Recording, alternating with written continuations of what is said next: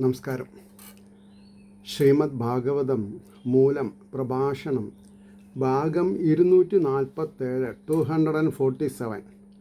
ഓം gum ഗണപതയേ നമഃ. ഓം some സരസ്വതേ സ്വാഹ. ഓം ശ്രീ ഗുരുഭ്യോ നമഃ. ഓം ശ്രീ രംഗനാഥ ശർമ്മണേ നമഃ. നാരായണ നാരായണ നാരായണ നാരായണ നാരായണ നാരായണ നാരായണ നാരായണ നാരായണ നാരായണ നാരായണ. ഓം ശ്രീകൃഷ്ണാർപ്പണമസ്തു. ഓം ശ്രീകൃഷ്ണായ പരബ്രഹ്മണേ നമഃ. ഓം ശ്രീകൃഷ്ണായ പരമാത്മനേ നമഃ. ഹരേ രാമ രാമ രാമ ഹരേ ഹരേ. ഹരേ കൃഷ്ണ കൃഷ്ണ കൃഷ്ണ ഹരേ ഹരേ. ഓം ശ്രീ രുക്മിണീ സത്യഭാമ സമേത ശ്രീ ഗോപാലകൃഷ്ണസ്വാമിനേ നമഃ. ശ്രീമദ് ഭാഗവതം തൃതീയ സ്കന്ധം അധ്യായം 14 25 ശ്ലോകം. നയസ്യ ലോകേ സ്വജനപരോ വാ ന അത്യാധൃതോ ന ഉദഃ കശ്ചിത് വിഗർഹ്യ വയം പ്രധൈര്യശ്ചരണാപവിദ്ധാം അസാസ്മഹേ അജാംബദ ഭുക്തഭോഗാം. ഇതാണ് ശ്ലോകം.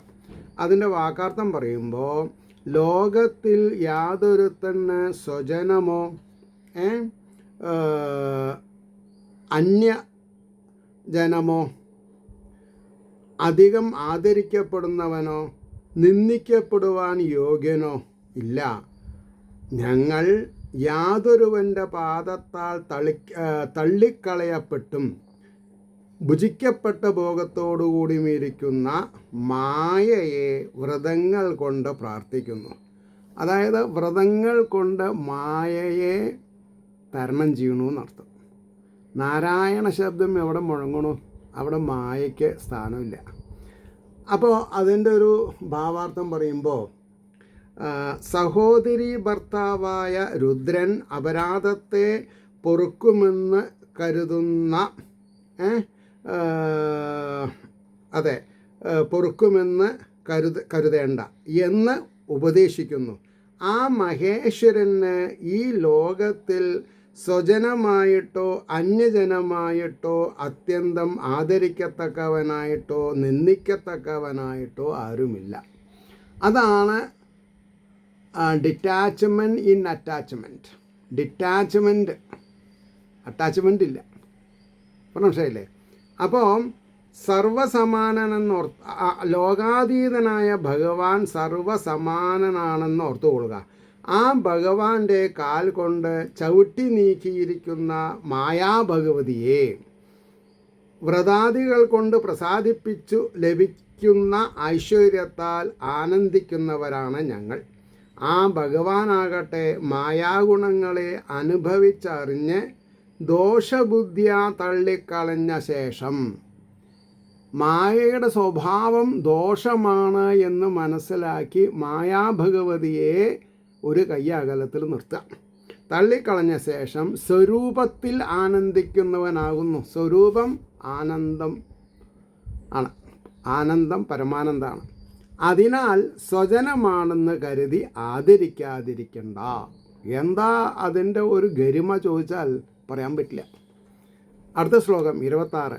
യസ്യാനവദ്യാചരിതം മനീഷിണോ ഗൃണന്ത്യവിദ്യാ പടലം ബിബിൽസവാ നിരസ്തസാമ്യാതിശയോബിയൽ സ്വയം പിശാചര്യാം അചരൽ ഗതി സദാം. ഇതാണ് ശ്ലോകം. അതിൻ്റെ വാക്കാർത്ഥം പറയുമ്പോൾ, അവിദ്യ നിമിത്തമുള്ള ആവരണത്തെ ഭേദിപ്പാനിച്ഛിക്കുന്ന ആവരണത്തെ മായയെ ഭേദിപ്പാനിച്ഛിക്കുന്ന വിദ്വാൻമാർ യാതൊരുവൻ്റെ ദോഷരഹിതമായ കർമ്മത്തെ കീർത്തിക്കുന്നു. ഭഗവാന്റെ, അതിപ്പോൾ ശ്രീഹരി എന്ന് പറഞ്ഞാലും ശരി, ശിവൻ എന്ന് പറഞ്ഞാലും ശരി, കീർത്തിക്കുന്നു. സാമ്യവും അതിശയവും അതിക്രമിച്ചിരിക്കുന്നവനാണെങ്കിലും സത്തുക്കളുടെ പ്രാപ്യസ്ഥാനമായിരിക്കുന്ന ഭഗവാൻ സത്തുക്കളുടെ പ്രാപ്യസ്ഥാനമാണ്, അസത്തുക്കളുടെ അല്ല. അപ്പോൾ ഭഗവാൻ ഉള്ളിൽ എല്ലാവരുടെ ഉള്ളിലുണ്ടെങ്കിലും ആർക്കാ വശംവദനാവണത്? സത്തുക്കൾക്ക്. അപ്പോൾ നമ്മൾ സത്തുക്കളാവണോ അസത്തുക്കളാവണോ? Option is yours. അപ്പോൾ സ്വ ഇച്ഛ നിമിത്തം പിശാച സമ്പ്രദായത്തെ ശിവൻ ആചരിച്ചു. പിശാച സമ്പ്രദായത്തെ ആചരിച്ചു. എൻ്റെ അടുത്തേക്ക് ആരും വരണ്ട എന്ന് വിചാരിച്ചിട്ട്. ഇനി അതിൻ്റെ ഒരു ഭാവാർത്ഥമുണ്ട്. യാതൊരുവൻ്റെ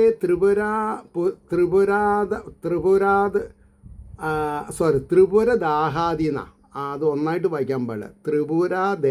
ദാഹാദി, ത്രിപുരത്തെ ദഹിപ്പിക്കുക.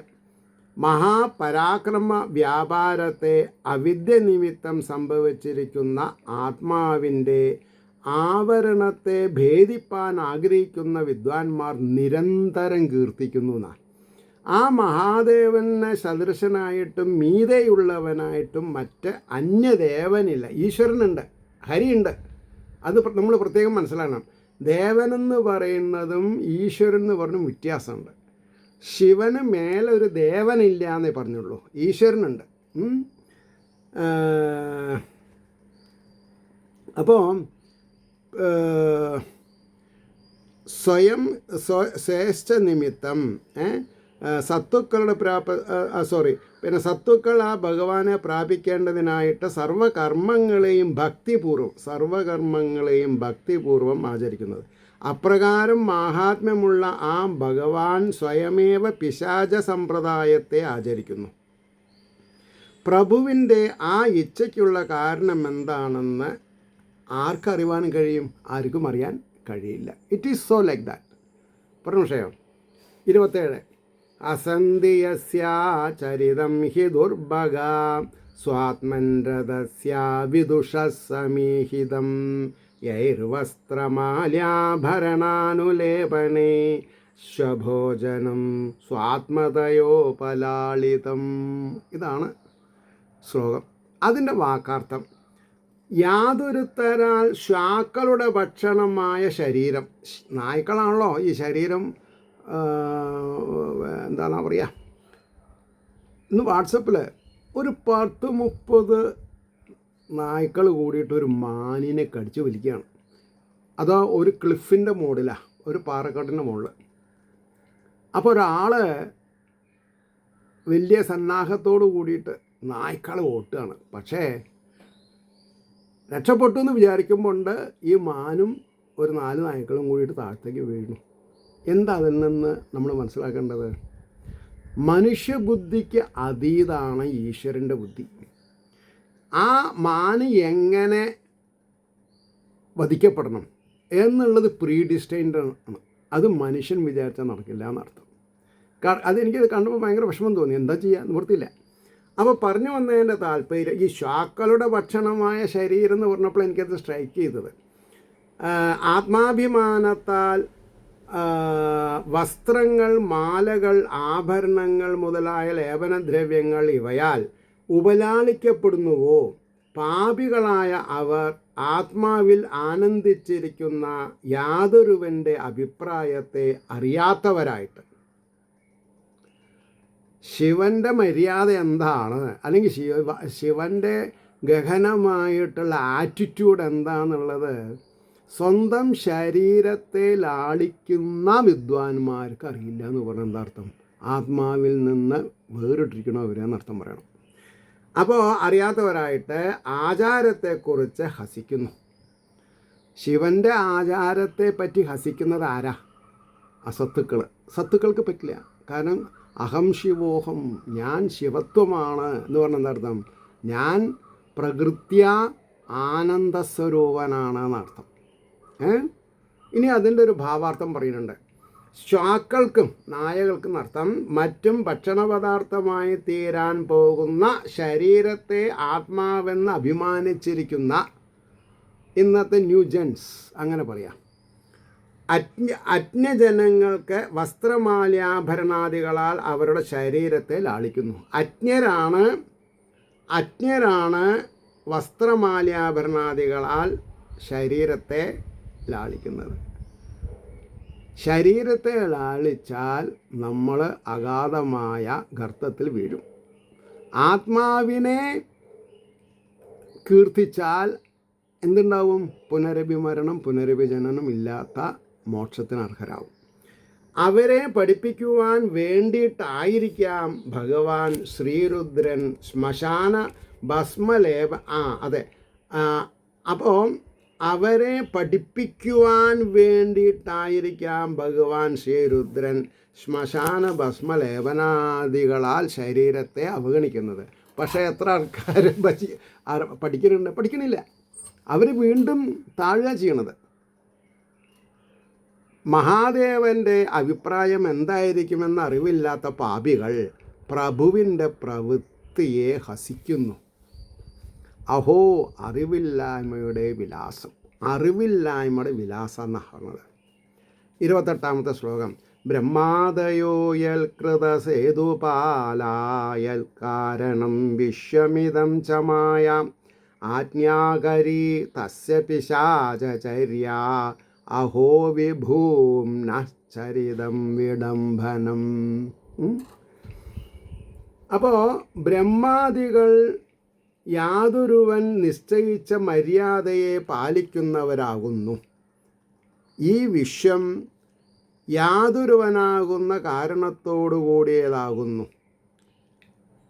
ഈശ്വരി ആജ്ഞയെ നടത്തുന്നവൾ. ഏറ്റവും മഹാനായ ആ ദേവൻ്റെ പിശാച സമ്പ്രദായം ആശ്ചര്യം, പ്രവൃത്തിയോ അനുകരണം തന്നെ. ഇനി അതിൻ്റെ ഭാവാർത്ഥം. ബ്രഹ്മാദിദേവന്മാർ ശ്രീരുദ്രൻ്റെ നിശ്ചയമനുസരിച്ച് നടക്കുന്നവരാകുന്നു. ബ്രഹ്മാദിദേവന്മാരെ, ഈശ്വരനല്ല പറഞ്ഞത്, ഹരി അതിൽ പെട്ടില്ല, ശ്രീരുദ്രൻ്റെ നിശ്ചയമനുസരിച്ച് നടക്കുന്നവരാകുന്നു. ഈ കാണപ്പെടുന്ന സർവ്വലോകത്തിൻ്റെയും മൂലകാരണം ശ്രീ മഹാദേവനാകുന്നു. മായാഭഗവതി ഭഗവാന്റെ ആജ്ഞയെ അനുസരിക്കുന്നവളാകുന്നു. ഇത്രയും മാഹാത്മ്യമുള്ള ദേവൻ്റെ പിശാച സമ്പ്രദായം ലോകത്തെ അറിയിപ്പിക്കുവാനുള്ള ഒരു അനുകരണം മാത്രമാകുന്നു. അഹോ ഭഗവാന്റെ കാരുണ്യാതിശയം സ്തുതിക്കത്തക്കത് തന്നെ. ആ തൻ്റെ ആചാരത്താൽ പ്രാകൃതന്മാർക്കുള്ള ദേഹാഭിമാനത്തെ കളയിക്കണമെന്ന് അതിൻ്റെ ഉദ്ദേശം അതാണ്. പ്രാകൃതന്മാർക്കുള്ള ദേഹാഭിമാനത്തെ ത്യജിക്കാൻ അവർക്ക് സാധിക്കണം. ശിവശിവ ശംഭോ ശങ്കര മഹാദേവ. അപ്പോൾ ഇത് പ്രത്യേകിച്ച് ഈ 2025 മഹാകുംഭമേളയിൽ നടക്കുമ്പോൾ ഒരുപാട് നാഗാസ്, അതായത് നാഗ സന്യാസിമാർ ഒന്നും ഉടുക്കാതെ കണ്ട് അവരെ ഉൾക്കൊള്ളാൻ സാധിക്കണം. എന്താ സാധിക്കണം എന്ന് പറയണത്? ശരീരാഭിമാനികളല്ല അവർ. നമ്മൾ ഈ കോട്ടും സൂട്ടും ടൈയും പാശ്ചാത്യരിൽ നിന്ന് കടം വാങ്ങുക കാരണം നമ്മൾ വിചാരിച്ചു അതാണ് ശരിയെന്നുള്ളത്. അത് വിചാരിച്ചിട്ട് ഇപ്പോൾ നമ്മൾ സമൂഹത്തിൽ നഗ്നരായിട്ട് നടക്കണം എന്നല്ല പറഞ്ഞത്. നഗ്നരായിട്ട് നടക്കാൻ കഴിവുള്ളവരെ നമ്മൾ നിർത്താൻ പറ്റില്ല. കാരണം അവർ ശിവൻ്റെ പ്രത്യയശാസ്ത്രങ്ങളെ അനുകരിക്കുന്ന ആൾക്കാരാണ്. അവരെ ബഹുമാനിക്കാൻ സാധിക്കണം. പറഞ്ഞ വിഷയം. അപ്പോൾ തൻ്റെ ഇപ്പോൾ ഒരു കാര്യം ചോദിക്കട്ടെ. ഇപ്പോൾ സ്വന്തം അച്ഛൻ അമ്മ പ്രായാധിക്യം കൊണ്ട് ശരീരം തളർന്നിരിക്കുന്ന സമയത്ത് ചിലപ്പോൾ ചിലവരേനെ വെറുതെ ഒന്ന് പുതപ്പിച്ചിട്ടുണ്ടാവുള്ളൂ. അതായത് അവരുടെ ശരീരശുദ്ധി, മലമൂത്ര വിസർജനം ചിലപ്പോൾ മറ്റുള്ളവർ വൃത്തിയാക്കേണ്ട ഒരു സാഹചര്യം വരുമ്പോൾ അത് വീട്ടുകാർ, എത്രയോ പെൺകുട്ടികൾ സ്വന്തം അച്ഛനെ ശുശ്രൂഷിക്കുന്നവർ എനിക്കറിയാം. അവർക്ക് അഭിജാതി ഇല്ലാത്തതുകൊണ്ടല്ല, ക്ലാസ് കോൺഷ്യസ്നസ് ഇല്ലാഞ്ഞിട്ടല്ല. ഒരു മരുമകൾ ചെയ്യില്ല, പക്ഷെ മകൾ ചെയ്യും. കാരണം എന്താ? തനിക്ക് ജന്മം തന്ന അച്ഛനാണ്. അപ്പോൾ ഇത്രയൊക്കെ കാര്യങ്ങൾ നമ്മൾ മനസ്സിലാക്കുമ്പോഴാണ് ശിവത്വം എന്ന് പറഞ്ഞാൽ എന്താ, വിഷ്ണുത്വം എന്ന് പറഞ്ഞാൽ എന്താ, ബ്രഹ്മത്വം എന്ന് പറഞ്ഞാൽ എന്താ എന്നൊക്കെ നമുക്ക് മനസ്സിലാവുക.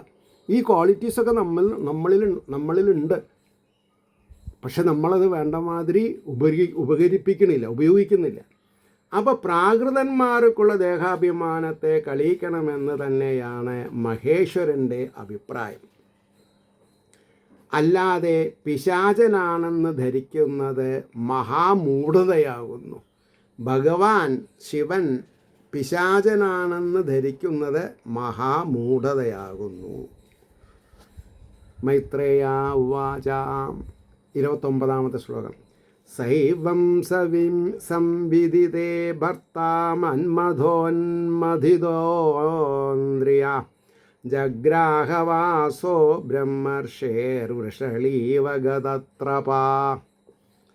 അതിൻ്റെ വാക്കാർത്ഥം പറയണത്, ഭർത്താവിനാൽ ഇപ്രകാരം അറിയിപ്പിക്കപ്പെട്ടപ്പോൾ മന്മഥനാൽ ഉന്മതിക്കപ്പെട്ട ഇന്ദ്രിയത്തോടുകൂടിയ അവൾ ദിതി ദാസി എന്ന പോലെ ലജ്ജയില്ലാത്തവളായിട്ട്. അപ്പോൾ ഭാര്യയ്ക്ക് ലജ്ജ വേണം ഭർത്താവിൻ്റെ അടുത്ത്, ദാസിക്ക് ലജ്ജ ഉണ്ടാവില്ല. അതാണ് വേശ്യയ്ക്ക് ലജ്ജയില്ല, ഭാര്യയ്ക്ക് ലജ്ജ വേണം. വേശ്യയുടെ അടുത്ത് പുരുഷൻ ലജ്ജയില്ലാണ്ട് പെരുമാറും, പക്ഷേ ഒരു ഭാര്യയുടെ അടുത്ത് ലജ്ജയില്ലാണ്ട് പെരുമാറാൻ പുരുഷന് സാധിക്കില്ല. അവിടെയാണ് സനാതനധർമ്മത്തിലുള്ള മര്യാദകൾ കുറച്ച് സീരിയസ് ആയിട്ട് ആലോചിച്ചാൽ നമുക്ക് കാര്യങ്ങൾ മനസ്സിലാവും. അപ്പോൾ ദാസി എന്ന പോലെ ലജ്ജയില്ലാത്തവളായിട്ട് ബ്രഹ്മർഷിയുടെ വസ്ത്രത്തെ പിടിച്ചു വലിച്ചു. ഇത്രയൊക്കെ പുരാണങ്ങൾ ശിവനെ പറ്റിയിട്ടും ശിവഭൂതങ്ങളെ പറ്റിയിട്ടും മര്യാദകളെ പറ്റിയിട്ടൊക്കെ പറഞ്ഞ ബ്രഹ്മപുത്രൻ്റെ അല്ലേ അവസ്ഥ എന്താ ആലോചിച്ച് നോക്കൂ. ഹഹോ കഷ്ടം. അപ്പോൾ ദിദീനെ പോലെ പെരുമാറുന്ന സ്ത്രീകളൊക്കെ എന്താണെന്നാ പറഞ്ഞത്, ദാസികളാണ്, ഭാര്യമാരല്ല. അപ്പോൾ മൈത്രേയൻ, ഇനി അതിൻ്റെ വാക്കാർത്ഥം പറയാം, ഭാവാർത്ഥം. ഭർത്താവ് ഇങ്ങനെ ധരിപ്പിച്ചു മന്മഥതാപത്താൽ വിചാരശക്തി നശിച്ചിരിക്കുന്ന വികാരശക്തിക്ക് നമ്മൾ സക്കുംബ് ചെയ്യാൻ പാടില്ല. സ്ത്രീ ആണെങ്കിലും ശരി, പുരുഷനാണെങ്കിലും ശരി, വികാരം കൊള്ളരുത്, വിചാരം കൊണ്ട് ജയിക്കണം. വിചാരശക്തി നശിച്ചിരിക്കുന്ന ദിതി കേവലം ദാസിയുടെ മട്ടിൽ ലജ്ജാഹീനയായിട്ട് ബ്രഹ്മർഷിയായ കശ്യപൻ്റെ വസ്ത്രത്തെ പിടിച്ചു വലിച്ചു. Misutilised the power of a wife. Misutilised. ഇന്ന് കുടിയന്മാരായിട്ടും ചൂതുകളിക്കാരായിട്ടുള്ള ആണുങ്ങൾ ചിലപ്പോൾ ദിദീനെ പോലെയുള്ള ദാസ്യമാരേനെ ആവും ഇഷ്ടം. അതാണ് ചിലവർ രാമായണം വായിച്ചിട്ട് ഞാൻ രാവണൻ്റെ ആരാധകനാണെന്നൊക്കെ പറയുന്നുണ്ട്. മനുഷ്യയിലെ 30-ാമത്തെ ശ്ലോകം നമുക്ക് നോക്കുക. സ വിദിത്വാധ ഭാര്യായാസ്തം നിർബന്ധം വികർമ്മണി. ചെയ്യാൻ പാടില്ലാത്തതെന്നാ വികർമ്മണി. നത്വാദിഷ്ടായ രഹസി തയാധ ഉപവിവേശഃ.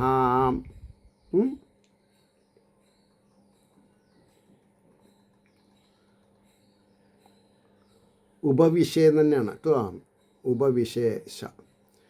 അപ്പോൾ പറഞ്ഞു, നിഷിദ്ധ കർമ്മത്തിൽ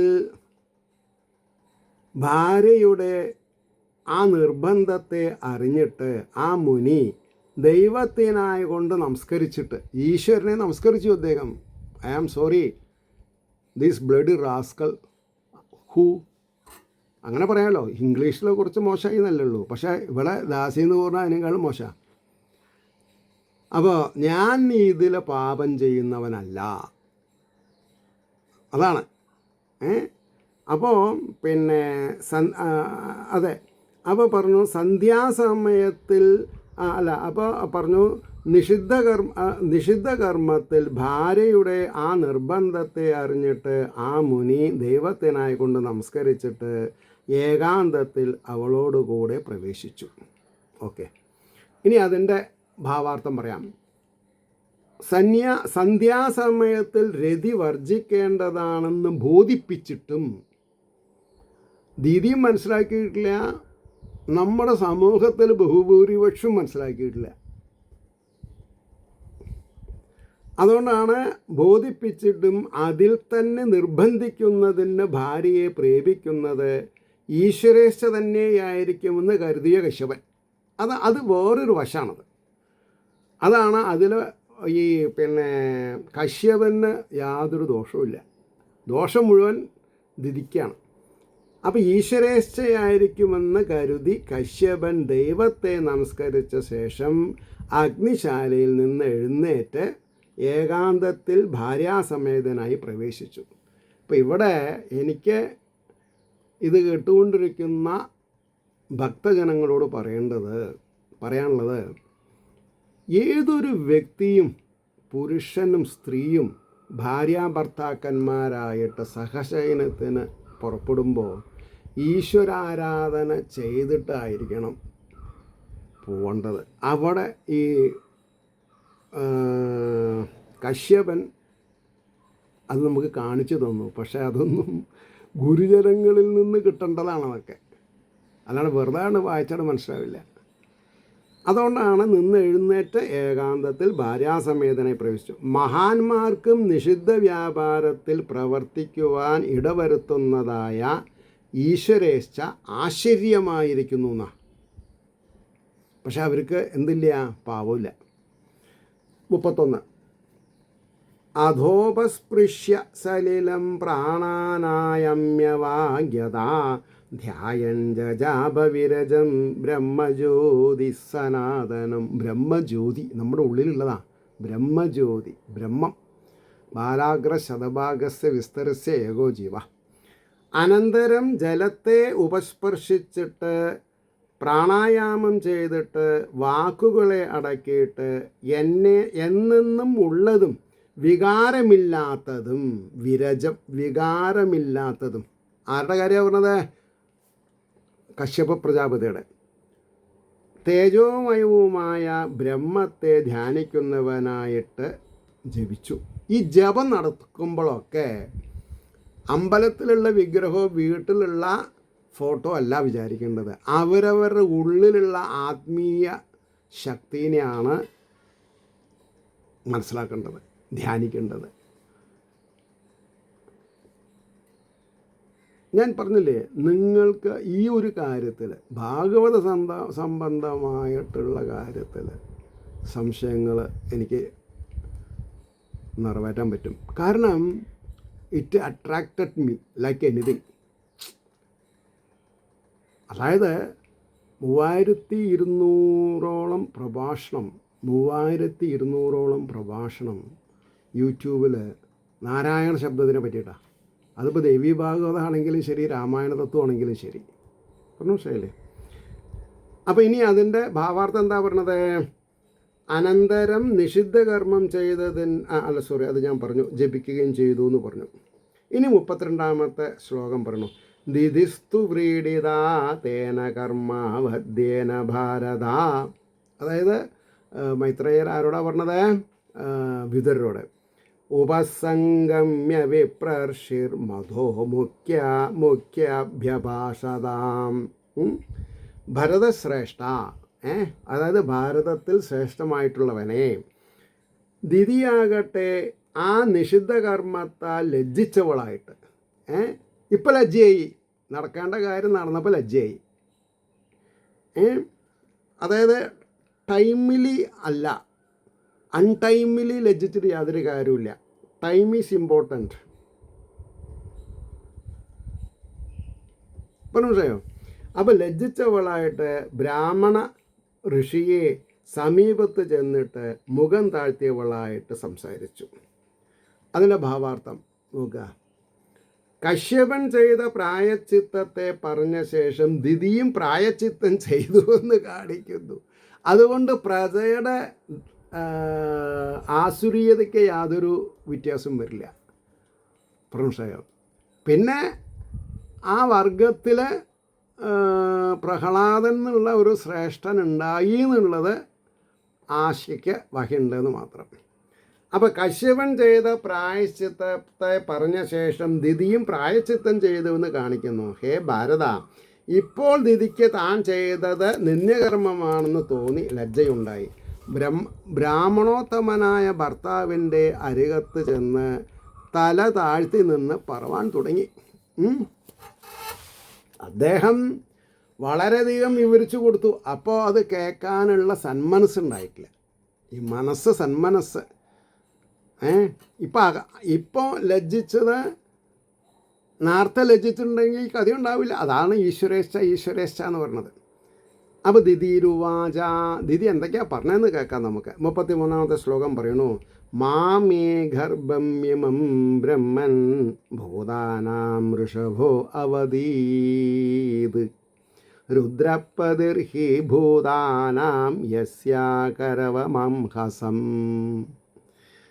ഹേ ബ്രാഹ്മണശ്രേഷ്ഠ, രുദ്രൻ ഭൂതങ്ങളുടെ പതിയാണല്ലോ, ഭൂതങ്ങളുടെ നാഥൻ എൻ്റെ ഈ ഗർഭത്തെ വധിക്കാതിരിക്കണം. അപ്പോൾ ആദ്യം പറഞ്ഞു കൊടുത്തു, ഇപ്പോൾ പറഞ്ഞു വധിക്കാതിരിക്കണം. യാതൊരുവൻ്റെ നേരെ അപരാധത്തെ ഞാൻ ചെയ്തു. രുദ്രന് എതിരായിട്ട് അപരാധം ചെയ്തു. ഇനി അതിൻ്റെ ഭാവാർത്ഥം പറയാം. ദിതിരുവാചാം, ദിതി പറഞ്ഞു, ഹേ ബ്രാഹ്മണോത്തമാം, ഭൂതനാഥനായ ശ്രീരുദ്രൻ എൻ്റെ ഈ ഗർഭത്തെ നശിപ്പിക്കാതിരിപ്പാൻ വേണ്ടതൊക്കെ അങ്ങ് ചെയ്യണം. അതായത് സത്പ്രജ ആവില്ല എന്ന് പറഞ്ഞിട്ടും അതിനെ നശിപ്പിക്കരുതെന്ന് പറയുമ്പോൾ ലോകർക്ക് ഇവനെ കൊണ്ട് ദോഷം ഉണ്ടാവണം, അതാണല്ലോ ഉദ്ദേശം. പിന്നെ അങ്ങനെ ഉണ്ടായിട്ടില്ലെങ്കിൽ പിന്നെ ഈ വരാഹാവതാരത്തിന് ചാൻസും ഇല്ല. അങ്ങനെയുണ്ട്. അപ്പോൾ പറഞ്ഞു, ഈ ഗർഭത്തെ നശിപ്പിക്കാതിരിക്കാൻ വേണ്ടതൊക്കെ അങ്ങ് ചെയ്യണം. ആ ദേവൻ ഭൂതങ്ങളുടെ പാലകനാണല്ലോ, ഞാൻ അദ്ദേഹത്തിൻ്റെ നേരെ അപരാധം ചെയ്തു പോയി, ഇനി എനിക്ക് മാപ്പാകണം എന്നൊക്കെ പറഞ്ഞു. 34. ഈ സ്വസ്ത്രം ഭയങ്കര രസമാണ്. നമോ രുദ്രായ മഹതേ ദേവായ ഉഗ്രായ മീഡുഷേ ശിവായ ന്യസ്തദണ്ഡായ ധൃതദണ്ഡായ മന്യവേ. ഭയങ്കരനും ദണ്ഡിക്കുന്നവനും ദണ്ഡിക്കാത്തവനും അഭീഷ്ടത്തെ കൊടുക്കുന്നവനും മോക്ഷസ്വരൂപനും ക്രോധമൂർത്തിയും മഹാനും പ്രകാശരൂപനുമായ രുദ്രനായിക്കൊണ്ട് നമസ്കാരം. ഇവിടെ ചില കാര്യങ്ങൾ നമ്മൾ മനസ്സിലാക്കാറുണ്ട്. മഹാലക്ഷ്മി പരമശിവനോട് ചോദിക്കുന്നുണ്ട്, മഹാവിഷ്ണുവോട് ചോദിക്കുന്നുണ്ട്, അങ്ങ് ത്രിലോകീപതിയാണ്, എന്നിട്ടും അങ്ങ് യോഗനിദ്രയിൽ ആരേനെയാണ് തപസ് ചെയ്യുന്നത്? അപ്പോൾ അദ്ദേഹം പറയുന്നുണ്ട്, ഫോർ യുവർ ഇൻഫർമേഷൻ, ഞാൻ പരമശിവനെയാണ് ധ്യാനിക്കുന്നത് എന്ന്. അത് ഈക്വലാണെന്നർത്ഥം. ഈക്വലാണ്, വൺ സ്റ്റെപ്പ് ഡൗൺ അല്ല എന്നർത്ഥം, ഈക്വലാണ്.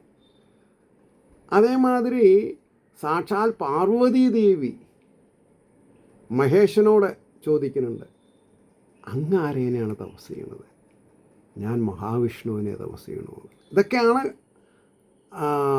മനുഷ്യൻ്റെ സ്വാത്വതയെ കൂടുതൽ ഉയർത്തുന്നത്, മനസ്സിലായില്ലേ?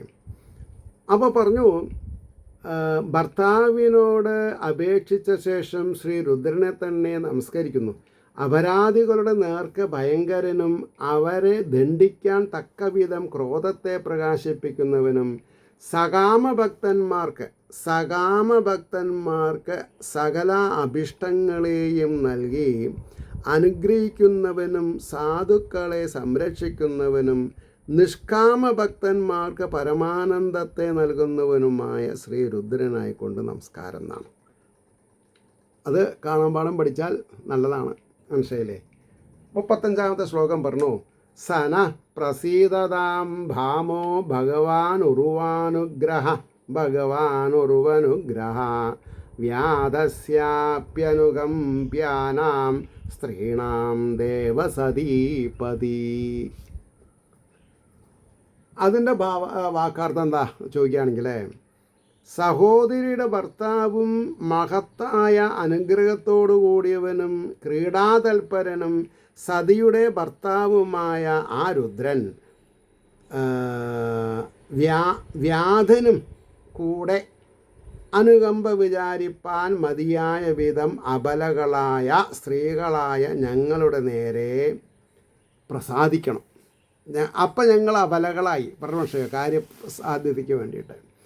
എൻ്റെ സഹോദരിയായ സതിയുടെ ഭർത്താവായും ഭക്തന്മാരിൽ പരമാനുഗ്രഹം കാണിക്കുന്ന സ്വഭാവമുള്ളവനായും ഇരിക്കുന്ന ഭഗവാൻ ശ്രീരുദ്രൻ നിർദ്ദയനായ കാട്ടാളൻ്റെ കൂടെ ദയാപൂർവം വിചാരിക്കുന്ന സ്ത്രീകളായ ഞങ്ങളുടെ നേരെ പ്രസാദിക്കണം എന്നാണ് പറഞ്ഞ് നിർത്തിയത്.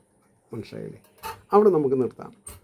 അപ്പോൾ ശ്രീ രുദ്രൻ്റെ അനുഗ്രഹാശിസ്സുകളും ഇപ്പം എന്നെ സംബന്ധിച്ചിടത്തോളം കുരുവമ്പലത്തെ പരമശിവൻ പാശുപതാസ്ത്രം കൊടുത്ത് നിറഞ്ഞ മനസ്സോടുകൂടി ഇരിക്കുന്ന ധ്യാനത്തിലാണ്. അത് ഒരു നിമിത്തം എന്ന പോലെ ഞാൻ 81 നവംബർ 11 എൻ്റെ വിവാഹ ദിവസം മുതൽക്ക് അനുഭവിക്കുകയാണ് അതിൻ്റെ പ്ലസ് പോയിൻറ്റ്സ്.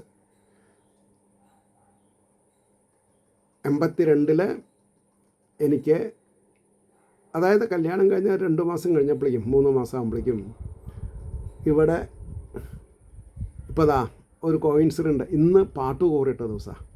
കുംഭമാസത്തിലെ ആദ്യത്തെ ചൊവ്വാഴ്ച കുരുവമ്പലം ശിവക്ഷേത്രത്തിൽ തിരുമാതാംകുന്ന് ഭഗവതിക്ക് വേണ്ടിയിട്ട് ഭഗവതി പാട്ട് കളമ്പാട്ട് കോറിയിടും. അപ്പോൾ അതിൻ്റെ താലിപ്പൊലിക്ക് ആനപ്പുറത്തെ തിരുവാടയിൽ വാൾക്കണ്ണാടിയൊക്കെ വെച്ചിട്ട് ഒരു പ്രൊസഷനൊക്കെ ഉണ്ട്. അങ്ങനൊരു ഫോട്ടോ എനിക്ക് 82 എൻ്റെ ഒരു ഫ്രണ്ട് എനിക്ക് ബോംബെയിൽ തരികയാണ്. അത് ഞാൻ പട്ടാമ്പി ഗുരുവായൂരപ്പന് ഭദ്രദീപം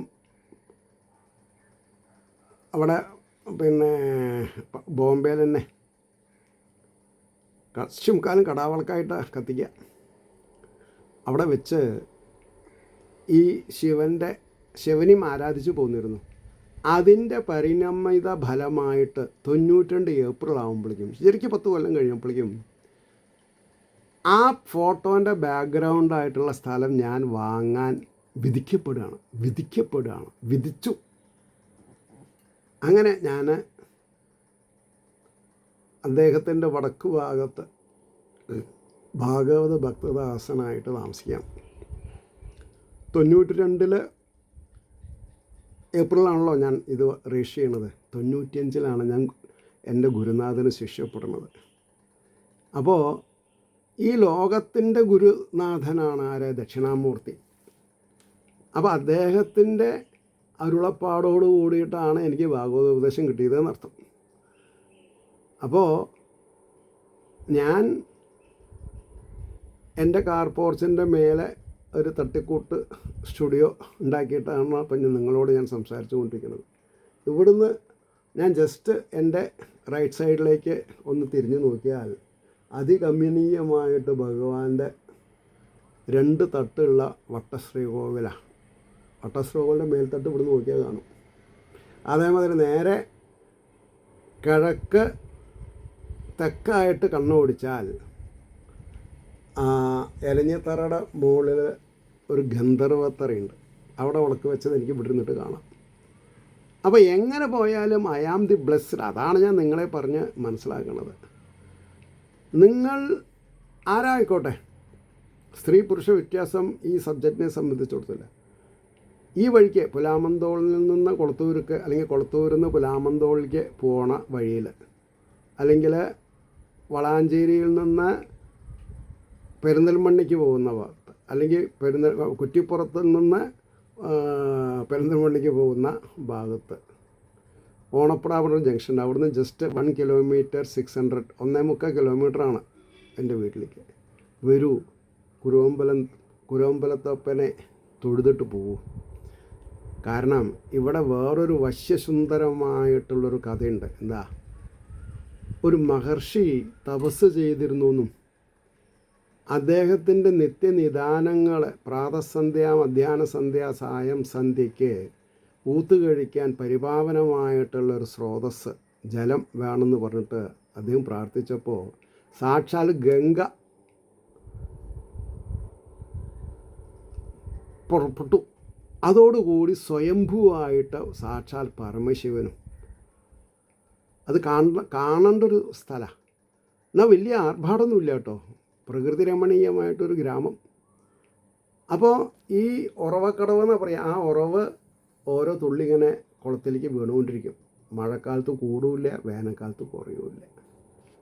അപ്പോൾ എൻ്റെ ഔദ്യോഗിക ജീവിതമൊക്കെ കഴിഞ്ഞിട്ട് ഈ ഒരു റിട്ടയേർഡ് ലൈഫ് ഇത്രയും പ്രശാന്ത സുന്ദരമായിട്ടുള്ളൊരു സ്ഥലത്ത് കഴിച്ചു കൂട്ടുമ്പോൾ എൻ്റെ വിചാരങ്ങളെ ഞാൻ നിങ്ങൾക്ക് ഷെയർ ചെയ്തു എന്ന് മാത്രം. നമസ്കാരം. ലോകാ സമസ്ത സുഖിനോ ഭവന്തു ആയിരിക്കട്ടെ നമ്മുടെ പ്രാർത്ഥന.